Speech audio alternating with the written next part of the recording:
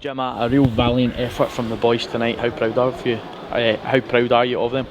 Yeah, of course. I mean, the players that went on that field tonight deserve all of the credit. There's no doubt about it. Sometimes as a manager, you get pats on the back for tactics and for formations and this and that. Tonight wasn't about that. We had no time to prepare with the players. We'd done, no analysis whatsoever on Celtic. We had one training session together on Monday. We couldn't train yesterday, obviously, because we had to close the building down because of other issues within the place regarding COVID. So look, this is all on the players tonight. They deserve huge amount of credit, and for what they've shown and for what they have done for the club tonight in terms of giving everything for the jersey. And I think you saw that from the reaction from our fans here tonight. It wasn't a great spectacle. We knew we weren't going to have a great deal of the ball. Fitness wise, some of them are nowhere near where they would like to be because of due to a lack of game time on some instances, but others as well coming back from injury and what have you. But it was a monumental effort, I thought, and I'm just delighted for the group in there, my staff as well. It's been a very stressful 48 hours.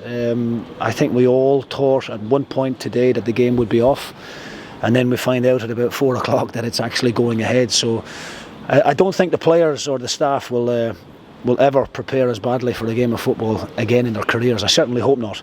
But look, the boys deserve a huge amount of credit, and hopefully we don't have any serious injuries off the back of it. That's always the concern when you've not got the fitness. You start getting muscle injuries. We saw that with young Offord, who I thought was outstanding in terms of what he gave to the team, but he's cramped up there at the end. So sometimes they can lead to strains, but hopefully that won't be the case. So a big point, probably the biggest point I would say that this club have had for a number of years. Certainly the most hard fought point that I have had for a long time. You mentioned that about some of the players maybe not having 90 minutes in them, but they had to give it tonight. How proud are you of them, being able to find that and dig deep for that? Yeah, I said that to them after the game. It's amazing what the human body can do and what you can get through if you've got the right mentality, and that's all it boiled down to tonight. We spoke before the game. Look, everybody's against us. It feels as if the whole world's against us prior to the game, but when people try and knock you down, you've got to come back up fighting, and if they get backed into a corner, then I was always told you come out swinging, and that's what the boys done tonight. They came out swinging. They were willing to fight and scrap for every single ball. They were so disciplined in their shape and in their organisation, and denied Celtic any real space, and thoroughly deserved the point, I think. You mentioned obviously a few COVID issues. Do you anticipate potentially having anybody back for Sunday at Ibrox? Well, we were hoping the Jack Annick's test would have been back before the game and that Jack would have been able to play. We obviously, look, great credit to Dean Linus. Dino will be absolutely delighted with his performance. I thought he made a couple of great saves in the first half. He had very little to do in the second half, actually, which is credit to the boys in front of him. But of the other 11 positives that we have, it'll be too early because there's a few of them that will be able to come out of isolation on about the 25th and 24th.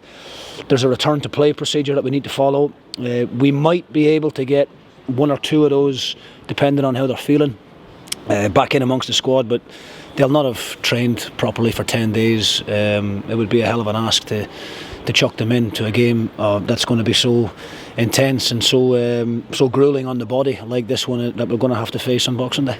How difficult was it as well picking a team? You mentioned obviously hoping that Annick might have made it.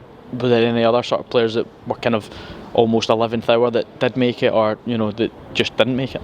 Well, there was two players that got results back at 5:30, that were racing across the motorway to get here in order for us to get them on the team lines and get them in the team. I won't name names, but thankfully, their results came back negative and they were allowed to play. So, it's been a really tough 48 hours on everybody, and the staff behind the scenes as well.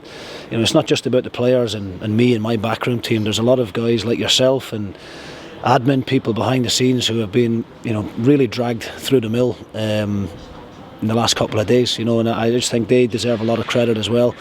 And that's a big result for everybody. It's obviously a huge result for the supporters, but I think that is about the whole club here today pulling together, and especially the players that entered that field. They were outstanding. They gave everything for the cause, and it's a very, very valuable point that nobody would have thought in a million years that we would be able to get.